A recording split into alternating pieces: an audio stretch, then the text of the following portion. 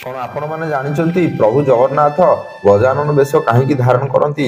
ଏମିତି ଜଣେ ଭକ୍ତ ଯେ ପ୍ରଭୁ ଜଗନ୍ନାଥଙ୍କୁ ମଧ୍ୟ ଗଜାନନ ବେଶ ଧାରଣ କରିବା ପାଇଁ ବାଧ୍ୟ କରିଥିଲେ। ଏ କଥା ହେଲା ଗଣପତି ଭଟ୍ଟଙ୍କର।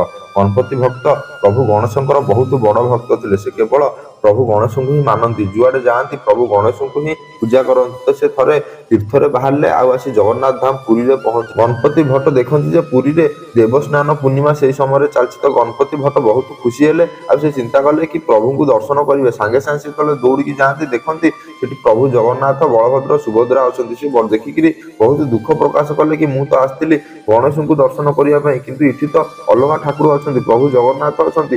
ସେ ଦୁଃଖ ପ୍ରକାଶ କରି ଭାଙ୍ଗି ପଡ଼ିଲେ ଆଉ ଫେରିଗଲେ।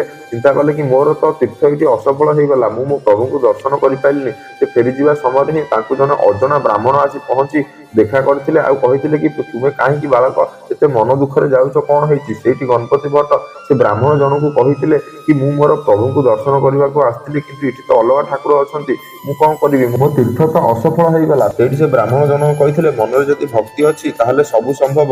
ତୁମେ ଯୋଉ ରୂପରେ ଚାହିଁବ ସେଇ ରୂପରେ ଦର୍ଶନ କରିବ। ଇଏ ହେଲେ ସଂସାରର ମାଲିକ ପ୍ରଭୁ ଜଗନ୍ନାଥ। ତାପରେ ଗଣପତି ଭଟ୍ଟ ସଚ୍ଚା ହୃଦୟରେ ଯାଇଥିଲେ ପ୍ରଭୁ ଗଣେଶଙ୍କୁ ଦର୍ଶନ କରିବା ପାଇଁ। ଆଉ ଗଲାବେଳକୁ ପ୍ରଭୁ ଜଗନ୍ନାଥ ଗଣେଶଙ୍କ ରୂପରେ ହିଁ ଗଜାନନ ରୂପ ଧାରଣ କରିକି ଅଛନ୍ତି। ସେଇ ଦିନ ଠାରୁ ଦେବସ୍ନାନ ପୂର୍ଣ୍ଣିମା ସମୟରେ ଗଜାନନ ରୂପ ଧାରଣ କରନ୍ତି ପ୍ରଭୁ ଜଗନ୍ନାଥ। ଗର୍ବର ସହିତ ଆମ ଚ୍ୟାନେଲକୁ ସବସ୍କ୍ରାଇବ କରି କମେଣ୍ଟ ବକ୍ସରେ ଜୟ ଜଗନ୍ନାଥ ଲେଖିଦିଅନ୍ତୁ।